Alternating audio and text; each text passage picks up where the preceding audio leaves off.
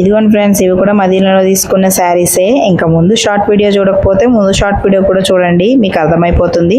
ఇంక ఇవన్నీ కూడా మదీనాలో తీసుకున్న శారీస్, చాలా స్మూత్ అండ్ చాలా బాగున్నాయి. జార్జెట్ ఇది చూసారా, ఈ కలర్ వచ్చేసి సూపర్ అంటే సూపర్ అబ్బా. నేను చాలా ఇష్టపడైతే తీసుకున్నాను. ఈ కలర్ వచ్చేసి చాలా నచ్చింది.